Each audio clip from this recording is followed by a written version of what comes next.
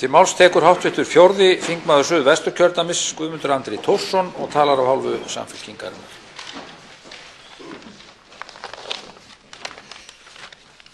Virðulegur forseti, góðir landsmenn.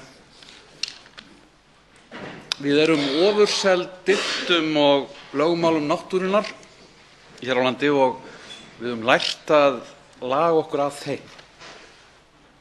En náttúrulögmálin ríkja ekki jafn víða í lífi okkar og stundum mætti ætla. Það til dæmis ekki náttúrulögmál að hér séu háir vextir og yfirþyrmandi ævilangar afborganir af lánum fyrir allt venjulegt launafólk sem bara að fullnægja þeirri grundvallarþörf hverrar fjölskyldu og grundvallarmannréttindum hverrar fjölskyldu að hafa húsaskjól. Gjaldmiðillinn ekki náttúrulögmál. Krónan ekki þjóðargersemi sem við eigum að elska eins og lóuna og holtasóleyna.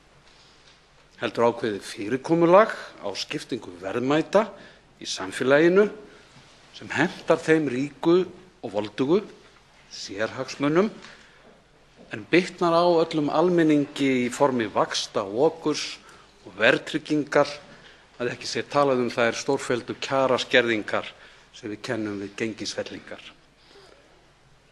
Það ekki náttúrulögmál sem veldur því að arður þjóðarinnar af sjávarauðlind sinni í formi veiðigjalda 1% af tekjum ríkisins.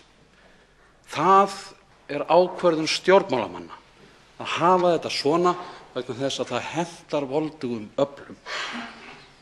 Fyrir vikið verðum við af öflugum, réttlátum og varanlegum tekjustofni til að styrkja samfélagið, en ofsagróði kvótaeigenda smýgur allt þjóðlífið með alls konar afleiðingum, sá sem á annað borð ratar aftur heim frá skattaskúmaskotum heimsins.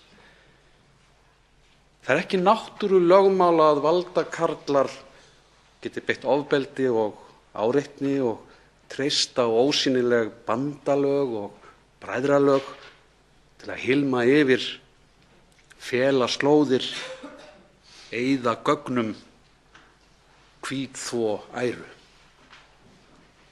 Það ekki náttúrulögmál sem við þurfum bara að aðlagast, að ráðherrar svíki loforð eftir kosningar eins og gert var með þjóðaratkvæðagreiðslu aðildarumsókn að Evrópusambandinu og eins og gert hefur verið aftur og enn og aftur í framlögum til heilbrigðismála og menntamála. Í lýðræðisríki ættu svikin kosningaloforð að vera pólitískur ómöguleiki. Það ekki náttúrulögmál að þessi ríka og velmenntaða þjóð búi við heilbrigðiskerfi sem einkennist af stjórnleysi, langvarandi vanrækslu, óhóflegu vinnuálagi og sjúklingum liggjandi á göngum eins og í stríðshrjáðum löndum. Verðtrygging og háir vextir ekki eins og hver önnur rigning. Vanrækt opinber þjónusta ekki eins og eldsumbrot. Ekkert af þessu náttúrulögmál, en allt vitnar þetta að almannahagsmunir eru fyrir borð bornir og ákvarðanir eru teknar með sérhagsmuni að leiðarljósi. Þetta ekki vegna þess að stjórnmálamenn séu spilltar og vondar manneskjur, heldur þarf gagngerar og djúptækar breytingar á íslensku samfélagi, ný hlutaskipti, nýja framtíðarsýn. Því miður finnst mér ekkert í stefnuráði forsætisráðherrans hæstv. Eða framlögðu fjárlagafrumvarpi vitna að slíkar breytingar séu í vændum, heldur bendir flest til þess að núverandi stjórnarflokkar hafi ákveðið að slá skjaldborg sérhagsmunina. Góðir landsmenn, gleðileg jól.